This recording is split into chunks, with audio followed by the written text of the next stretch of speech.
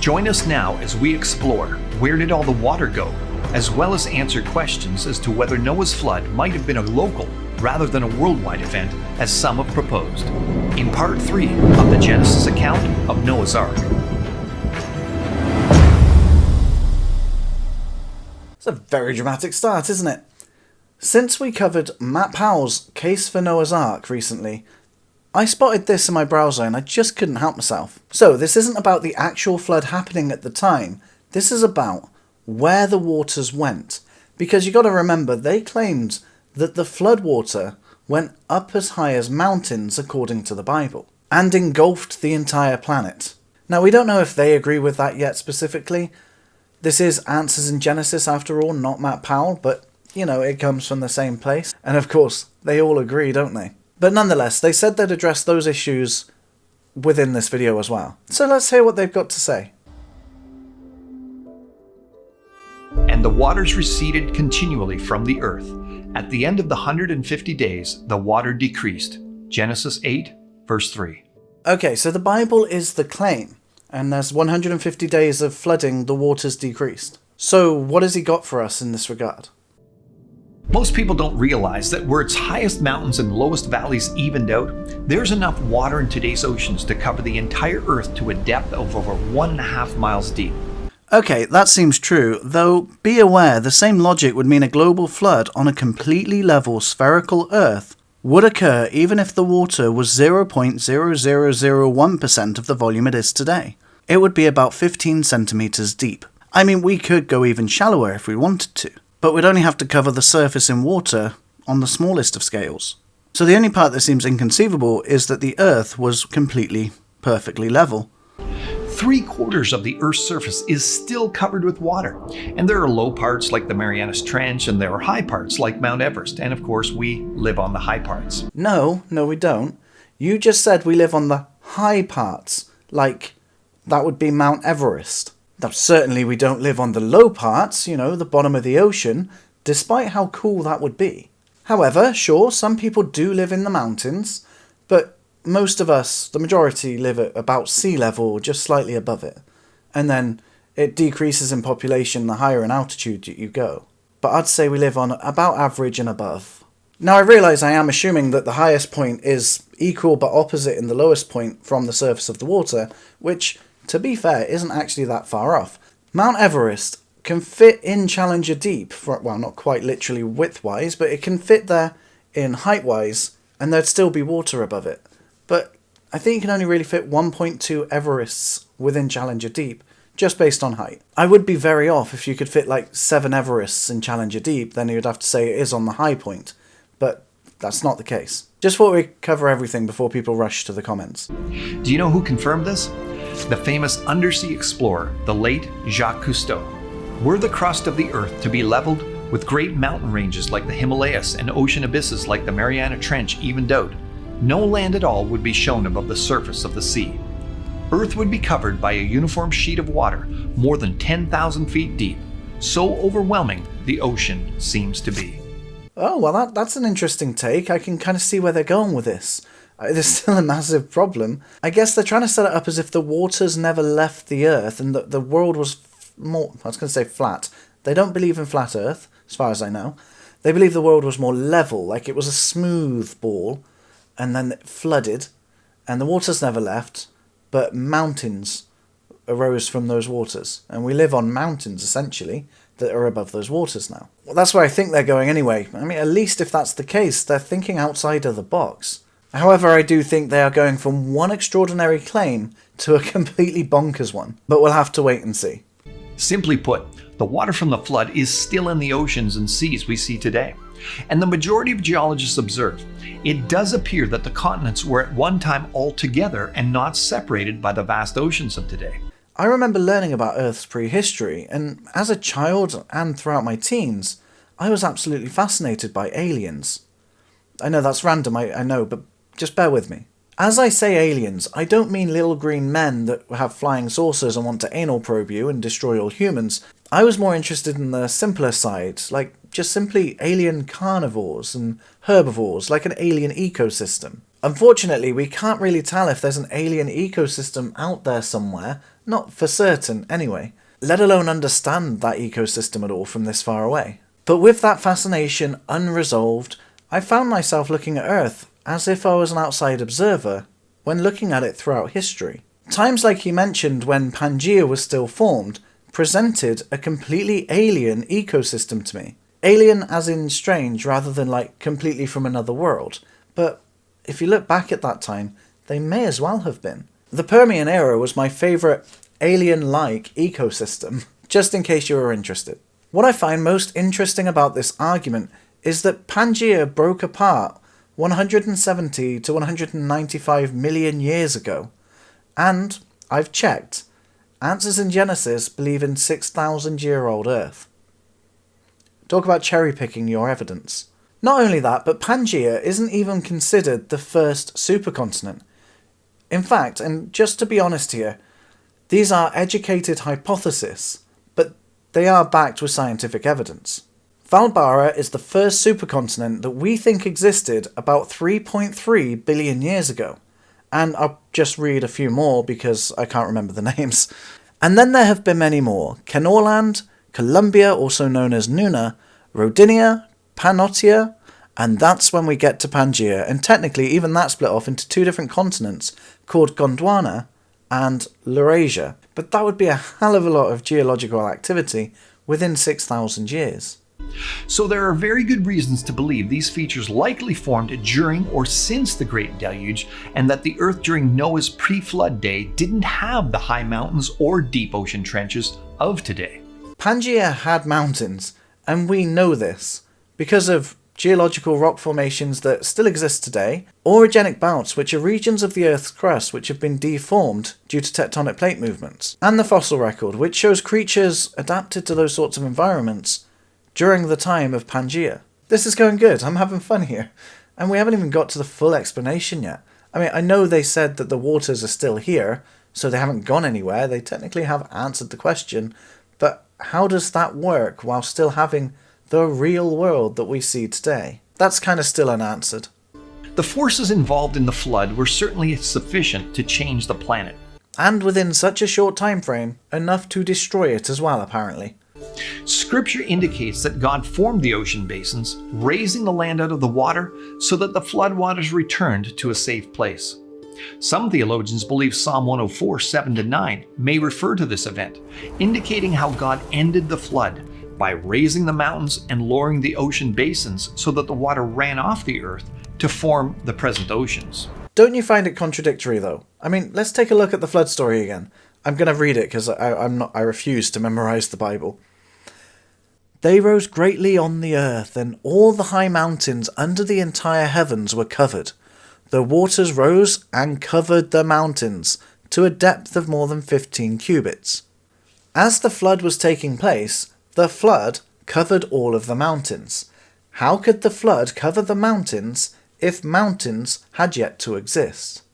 But not only that, this kind of has an issue. This is a Bible quote, and it has an issue with the amount of water you stated earlier. And strangely, it's not what they expect, nor what I expected either. The depth stated was 15 cubits. So, what the fuck's a cubit? To be honest, many different people use many different answers. However, Answers in Genesis claim to use one of the higher measurements anyway, so we're going to use what they say. I'll read it from their site. Though the original cubit length is uncertain, it was most likely one of the royal cubits, about 19.8 to 20.6 inches.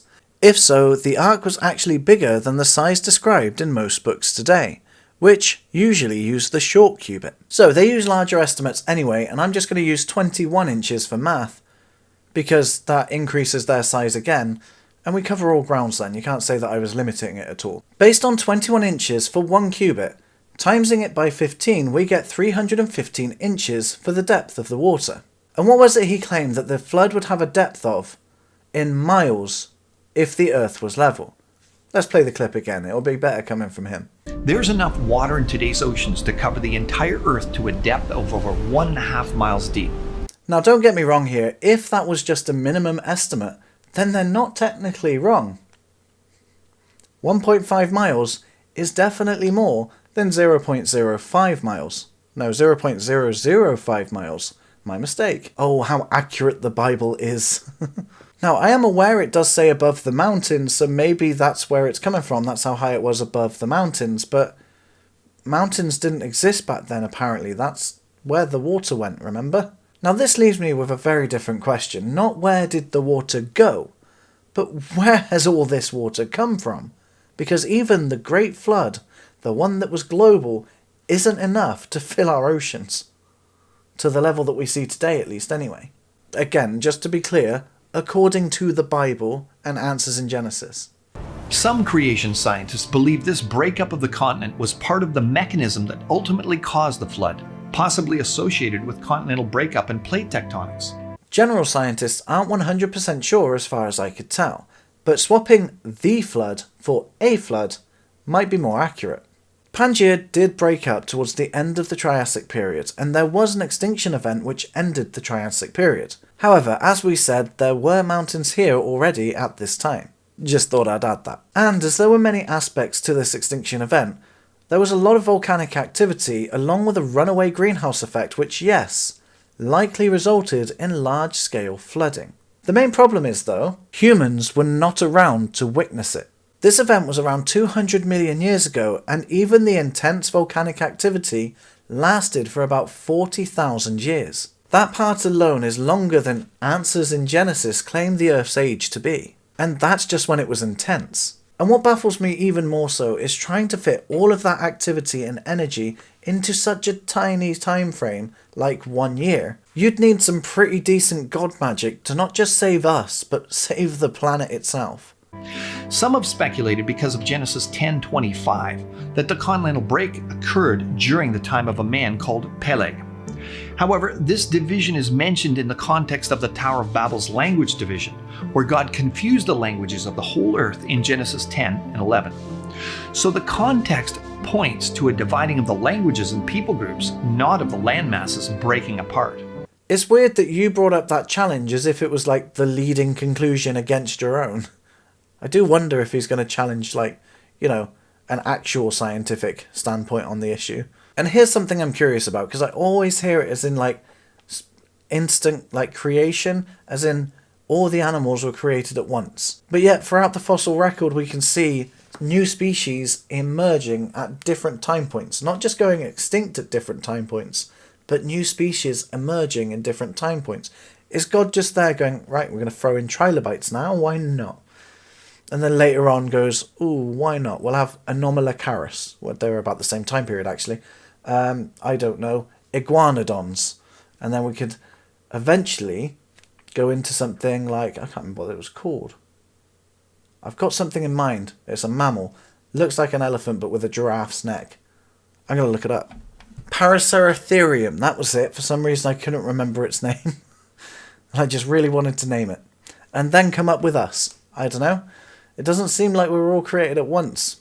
Just like things went extinct at different time periods, it very much clearly looks like we all started at different time periods too. We must consider that if there was a massive movement of continents during the time of Peleg, there likely would have been another worldwide flood. But the Bible indicates that the mountains of Ararat existed for the ark to land in them in Genesis 8:4. You just stated that shifting in continents would likely cause a global flood, but earlier stated a global flood would likely cause the continents to shift. Wouldn't that cause an endless vicious cycle? I appreciate his arguments were biblically based and challenging a biblically based argument, but the Bible is the claim, not the evidence. Do you have evidence to back up what you say? Or what the Bible claims, should I say?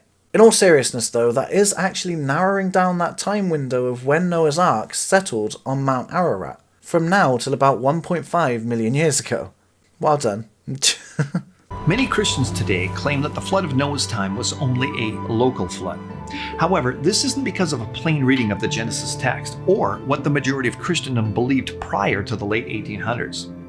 It's overwhelmingly because they've accepted the widely believed evolutionary history of the Earth, which interprets fossil layers as the history of the sequential appearance of life over millions of years, rather than the result of Noah's flood. Oh, well, this is what I asked for. I can't wait to see all the evidence that counters what is currently understood in science. Scientists once understood the fossils, which are buried in water-carried sediments of mud and sand, to be mostly the result of the Great Flood. Those who now accept millions of years of gradual accumulation of fossils have, in their way of thinking, explained away the evidence for the global flood. Not just the flood, but your 6,000-year-old Earth as well. Which, by the way, isn't actually in the Bible. To get there, you've made a lot of assumptions in lineage, and I've done a bit of research on it. There was a lot of work that went into that, but just like with Flat Earth, which a lot of work goes into as well, it's still wrong. Now, you can claim that the Bible is completely true, so they wouldn't have missed anyone out, but not adding someone in the Bible is not telling a lie. That's still just not talking about something they don't consider to be important. There could have been many individuals that just simply weren't mentioned in the Bible because they weren't relevant to any of the stories that were being told. So with that in mind, why are they asking us to use the Bible when even they sometimes don't have to use it? But fuck it, why not? Some scholars argue that some of the genealogies may contain gaps. In the ancient Near East, it was common to omit less significant generations and only list notable ancestors. So why would the Bible be any different? Even believing the Bible is true, having missing data does not make it wrong. I mean, if that were the case, then our names, everyone who's watching this video, including everyone in Answers in Genesis, would have to be listed as we're all generations from Adam and Eve according to the Bible. Now don't get me wrong, I don't want to see my name in the Bible, but it would certainly add some validity to the claim. After all, if the rock layers seen around the world were laid down slowly over millions of years, they couldn't be the result of a global flood, which would have reworked and redeposited them. Hence, many compromising Christians insist on a local flood. Secularists generally deny the possibility of a worldwide flood at all, despite the clear evidence for it seen all over the earth. If they would think from a biblical perspective, however, they would see the abundant evidence for the global flood in the massive layered sequences of rock teeming with fossils that are the result of God sending in judgments to destroy all flesh on land. Perhaps it's as someone once said, I wouldn't have seen it if I hadn't believed it. The problem with that, though, is exactly what they said in a previous part.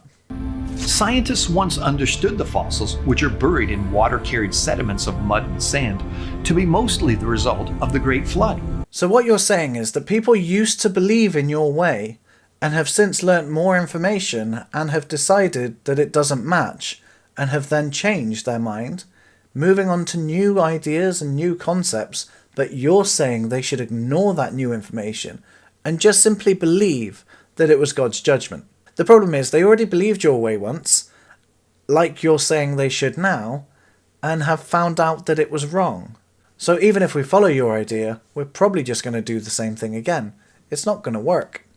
For those who claim to believe in the truth of the Bible, they should understand that in accepting the secular time frame and denying the truth of a global flood, there are far-reaching spiritual consequences to consider.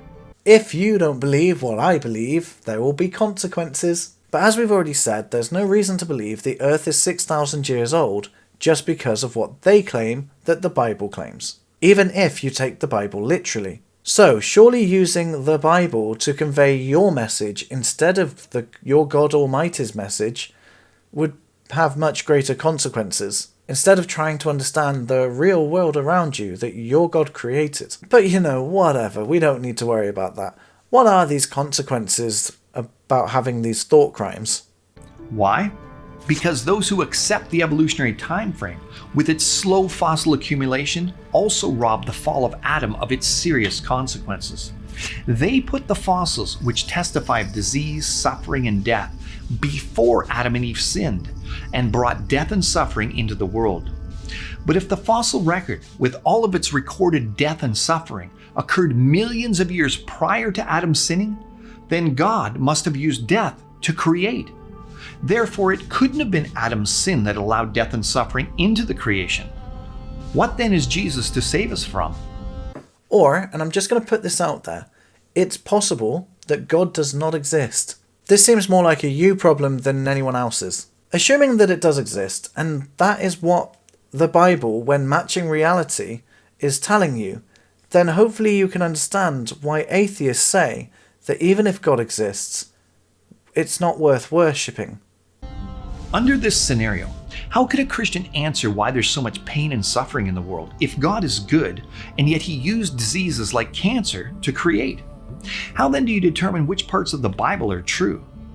If God's going to one day restore the world to its previously unmarred state as it was pre-fall, if it's going to be full of death and suffering the way it was in the beginning, then how are we even going to know the difference? Well, I don't have to say much here, do I? He's pretty much doing my job for me. I need to cover these guys more often. This is easy. Many believers don't seem to understand that in accepting the secular timeline, they also undermine the meaning of the death and resurrection of Christ. Such a scenario destroys the meaning from God's description of his finished creation as very good.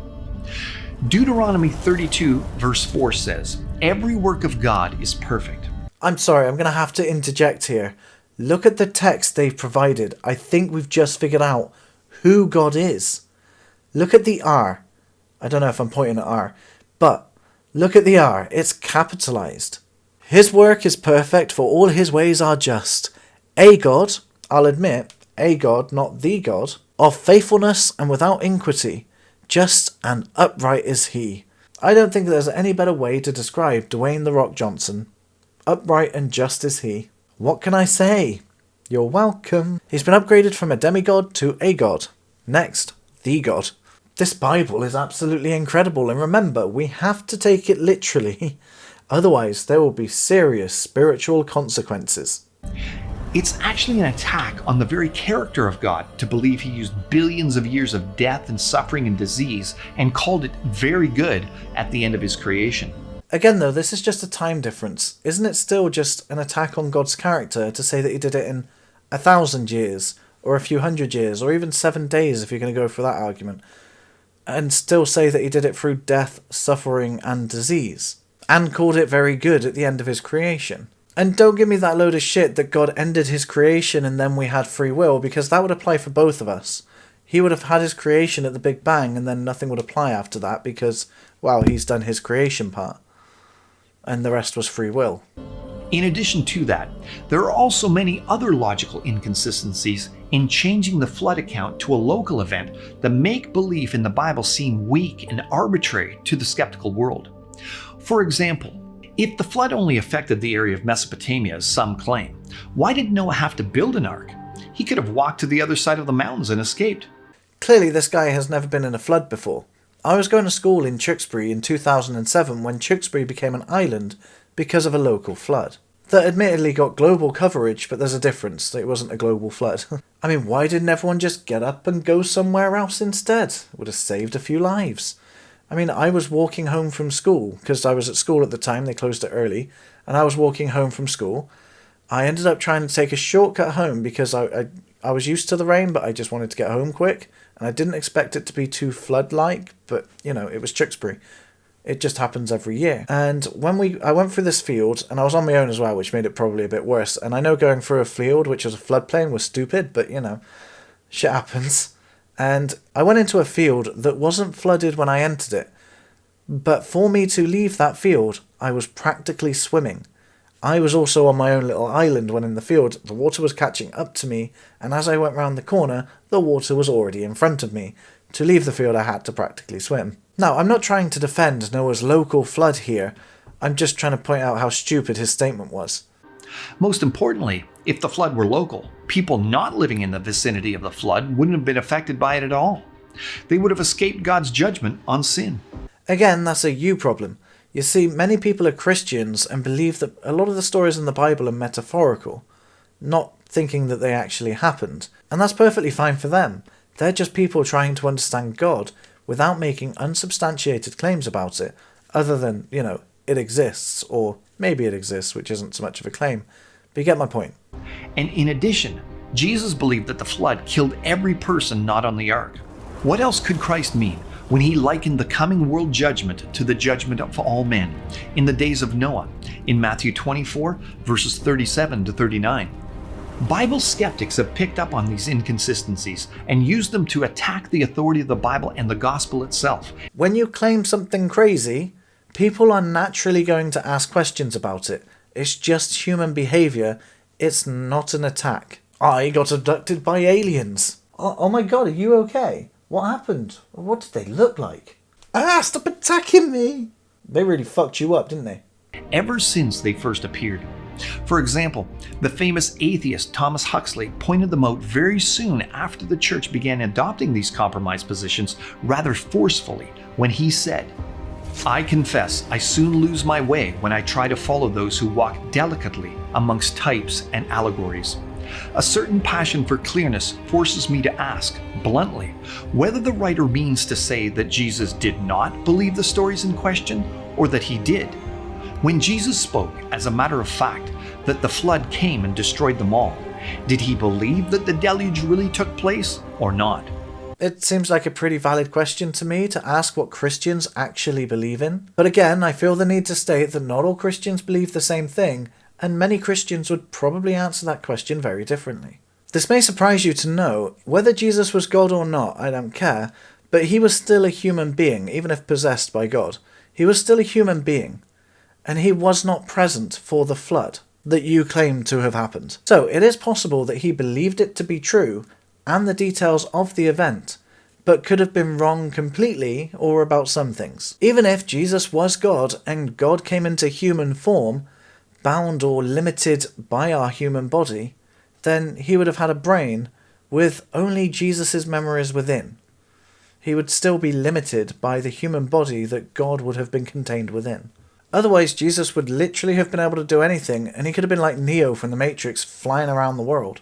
You know, doing a lot more good work for the world, rather than just dying on a cross for us. And these aren't the only theological problems with trying to adopt the idea of a local flood. In 2 Peter 3, the coming judgment by fire is likened to the former judgment by water in Noah's flood. A partial judgment in Noah's day, therefore, would mean a partial judgment to come. And several more practical inconsistencies abound as well.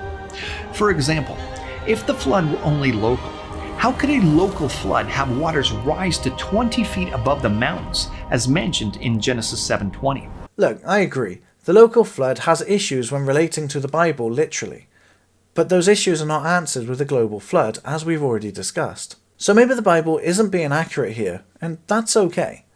Even if, which I believe, Noah's Ark never happened, or there was nothing relating to an actual global flood, that still wouldn't disprove your God. So don't worry about defending a literal book. Defend the literal reality. Water seeks its own level, so it couldn't rise to cover the local mountains while leaving the rest of the world untouched. But again, how could the floods rise above mountains if you claim that mountains didn't exist during this flood? It existed after the flood, when God rose the mountains out of the water, you said. And there's more. At the end of the great deluge, the Bible says God put a rainbow in the sky as a covenant between God and man and the animals, that he would never again repeat such an event. However, there have been huge local floods since then, many in recent times. For example, in Bangladesh, Indonesia, and Japan. So if Noah's flood had been a local flood, God would have repeatedly broken his promise never to send such a flood again. In effect, God would have lied. Yes, he would have. I'm sorry, I have nothing else to add. He's getting good at this for me. But the fact is, although there have been massive floods since then all over the world, there has never again been another global flood that killed all life on land. Because if it did, we wouldn't be here to talk about it, would we? My existence does not prove your God's existence, because your God said that he wouldn't kill me, and I'm not dead. That's not how this works. So according to the Bible, Noah's flood was a worldwide event. And according to evidence, there was never a global flood on Earth during a time where humans also existed. Maybe during the formation of the Earth, before life arose on it. You know, billions and billions of years ago. You're a little off on that one. Do any of you have any points you'd like to add in the comments below? I'd like to see what you guys think. Now, there are 2 videos on the screen right now. Feel free to click on one, but before you go, there's a subscribe button down here. Why don't you click on that before you go if you like the content that you've seen today? Thanks for watching. Goodbye.